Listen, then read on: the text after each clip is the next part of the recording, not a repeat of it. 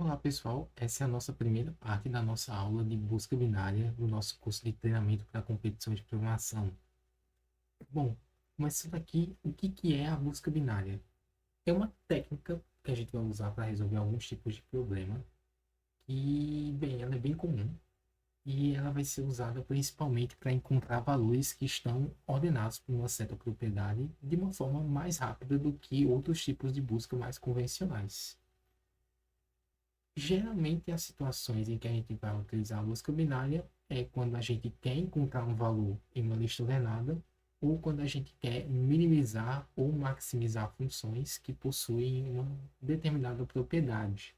Propriedade que permite que a gente ordene os resultados de uma certa forma. Por que a gente vai usar a busca binária? Geralmente porque ela, como a gente vai ver, ela tem uma complexidade muito menor, uma taxa de crescimento muito menor que outros tipos de busca, tornando assim ela bem mais rápida. E por que a gente não vai usar sempre? Porque ela depende que os valores eles estejam ordenados para que ela funcione, para que ela retorne o resultado correto. Caso contrário, é simplesmente a busca binária vai se comportar de um jeito que a gente não vai poder prever e não vai ser útil para a gente. Bom, então como é que funciona a busca binária? Uma analogia comum para a busca binária é quando você quer procurar uma palavra no dicionário. Aqui, por exemplo, a gente está procurando a palavra harpa. Uma estratégia para você procurar essa palavra seria você olhar todas as palavras do dicionário uma a uma. Mas isso ia demorar demais, né?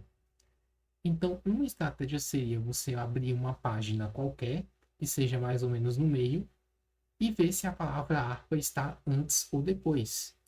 Se você viu que a palavra harpa está depois da primeira da página que você abriu, então você descarta a primeira metade, a metade da esquerda do seu livro. Caso contrário, você descarta então a metade que está depois, e assim você fica só com a metade da esquerda. E aí você repete esse processo. Então, na metade que você ficou, você divide ela pela metade de novo. E aí você divide de novo e de novo pela metade, assim cada vez mais diminuindo o tamanho do seu intervalo numa taxa muito maior do que se você fizesse uma busca sequencial. Bom, então vamos aqui ver em alguns casos em que essa estratégia vai ser aplicada. Essa primeira parte a gente vai focar agora em encontrar valores de uma lista. Bom, então vamos começar aqui com esse problema, né? Dado um vetor e um número x, checar se o x está no vetor. Problema bem simples.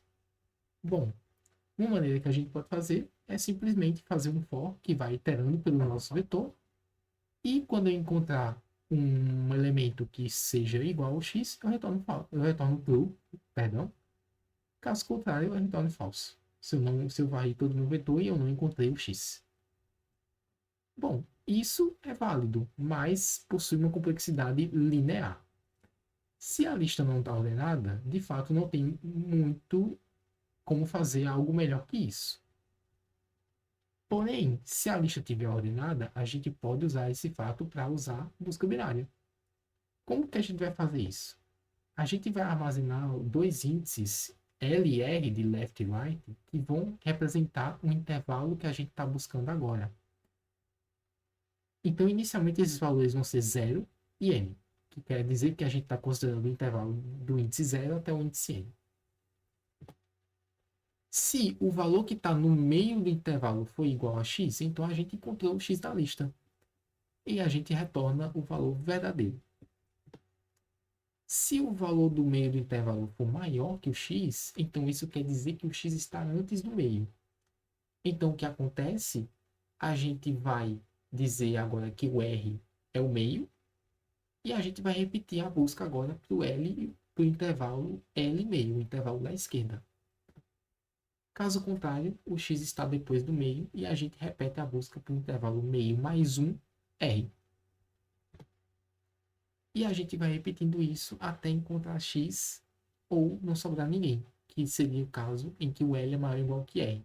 Nesse caso, isso quer dizer que não tem ninguém mais para ser buscado, o intervalo é vazio. Então vamos lá para o exemplo. A gente quer encontrar o valor 223 nessa lista. A lista tem 9 elementos e note que ela está ordenada. Então, inicialmente, o L é 0 e o R é 9. Note que esse R aí, ele é um índice exclusivo, ou seja, é um índice 1 depois do final, do intervalo que eu estou considerando. Então, vamos lá. O meio, ele está mais ou menos aí na posição 4. Então, a posição 4 tem o valor 218.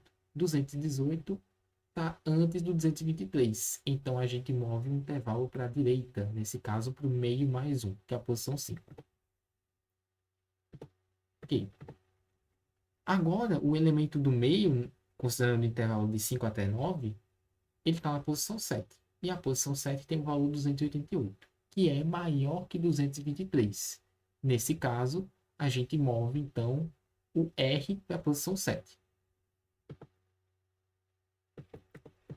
Ok, agora o elemento do meio está na posição 6 e ele tem o valor de 249. Como o 249 é maior que 223, então a gente de novo desloca a busca binária para a esquerda, movendo o R para a posição 6. Agora o elemento do meio está na posição 5 e ele tem o valor 223. E 223 é igual a 223. Então a gente pode sim retornar verdadeiro agora, porque a gente encontrou 223. E essa é uma implementação da busca binária, uma implementação iterativa, onde a gente mantém os índices L e R aqui. E, bom, enquanto tem alguém no meio intervalo, ou seja, enquanto o L é menor que o R, a gente calcula o meio. Se o x é igual ao valor do meio, retorna true. Se o x está antes do meio, então o R recebe o meio. Se ele está depois, o L recebe meio mais 1. E para calcular aqui o intervalo, a gente pega o L e soma a metade do tamanho do intervalo aqui. Se ele terminou esse while e retornou, no caso, não retornou aqui, então é porque o x não está no array e a gente retorna false. Aqui é uma implementação recursiva, onde na busca binária eu passo o vetor, passo o x e eu passo o L e o R, o intervalo que eu estou considerando. Se o L é maior ou igual que o R, então nesse caso não tem ninguém no intervalo. A gente sabe que o x não está em nenhum elemento. Então a gente retorna falso. Esse é o nosso caso base. Se não, a gente calcula o meio. Se o x ele está no meio, então a gente retorna true. Se não, se o x estiver antes do meio, então a gente retorna o resultado da busca binária no intervalo da esquerda, na metade da esquerda, que é representado aqui por L e o meio. Caso contrário, a gente vai para a metade da direita e retorna o resultado da busca binária lá, que seria no meio mais 1, a partir do meio mais 1, terminando no R. Quando você quiser chamar inicialmente, né, para você encontrar o x no vetor inteiro, você chama aqui com v, x, o L inicialmente sendo 0 e o R inicialmente sendo n, nesse caso aqui o v.size. E a complexidade disso agora é log de n, muito melhor que o linear que a gente tinha antes. Por quê? Porque a cada passo da busca binária eu estou descartando metade do meu array. Ou seja, eu estou reduzindo a quantidade de elementos que eu tenho que procurar por 2, dividindo por 2. Então, por exemplo, um n igual a 16 demoraria 4 passos. Um n igual a 32 eu demoraria só 5 passos. Ou seja, quando eu dobro a minha entrada, o tamanho, a quantidade de passos que eu busco, que eu preciso fazer, aumenta no máximo 1. Então, agora a gente vai ver na prática esse ganho que a busca binária dá para a gente com um problema do Codeforces chamado Binary Search. Bom, pessoal, aqui estou com o problema do Codeforces Binary Search. Ele é muito simples, tá? Aqui o enunciado é simplesmente implementar a busca binária, mas vamos ver como é que ele funciona. A gente recebe dois inteiros, n e k, e a ideia é que a gente vai receber um array de tamanho n e k carries, k perguntas. A gente quer simplesmente perguntar se o elemento que a gente recebeu na carry está no array ou não. Então, aqui, por exemplo, o K igual a 10, o N igual a 10 e o K igual a 10. A gente tem esse array de tamanho 10, que é representado aqui nessa primeira linha. E na segunda linha, a gente tem as 10 carries. O primeiro elemento é o número 100. Então, ele está perguntando se o 100 está no array. Nesse caso, o 100 não está no array. Então, a resposta é não. Aqui ele pergunta se o 6.127 está no array. E esse caso é verdade. O 6.127 está no array. Então, a gente imprime sim. E assim por diante para todos esses elementos, tá? Então, vamos para o código agora ver como que a gente pode implementar isso, como que a gente implementa a busca binária na prática. Bom, estamos aqui no código. Vamos lá. Vamos começar aqui primeiro recebendo o NK. Depois a gente recebe o array com N posições.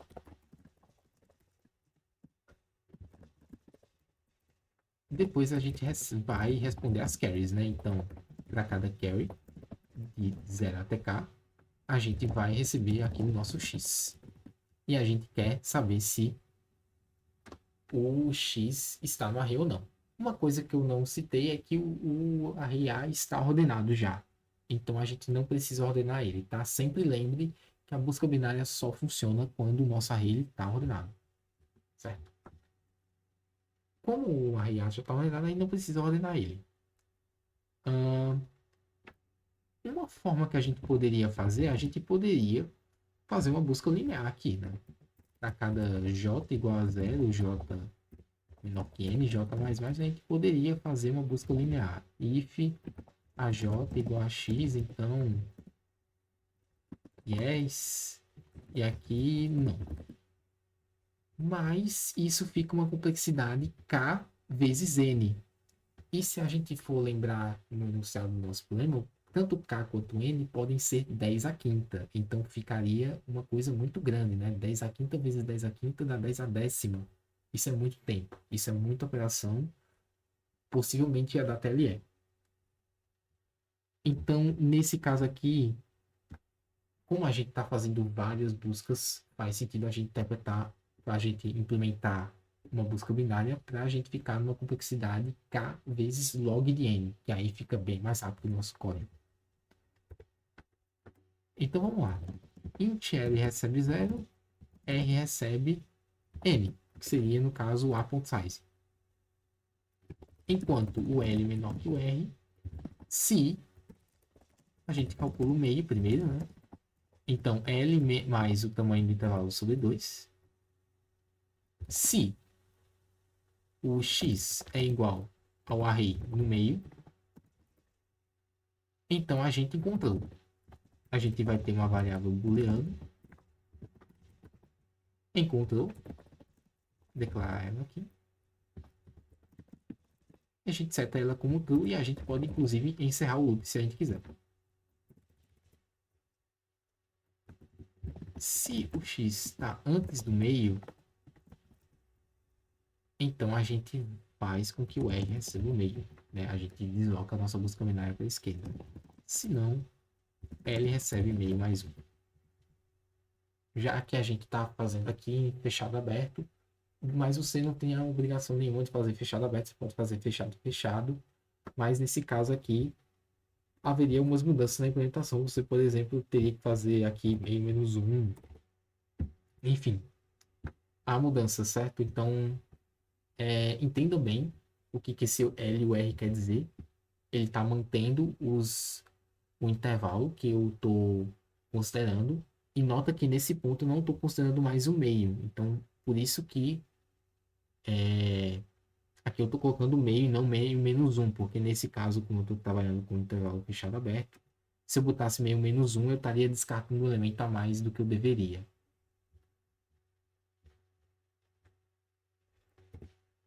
Bom, então nesse ponto aqui, na linha 30, se encontrou, cout yes, caso contrário, cout não.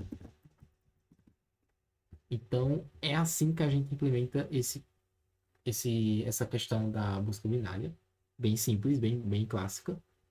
E nisso aqui a gente pode ver o ganho que quando eu tenho várias buscas, Não vale a pena mais fazer uma busca linear, a gente tem que acelerar de alguma forma, senão nossa complexidade ficaria muito elevada e aí a gente levaria um time limit exceeded, um tempo limite excedido, e não passaria a questão, né? Então aqui a gente tem um ganho muito grande com a busca binária, reduzindo nossa complexidade de k vezes n para k log de n.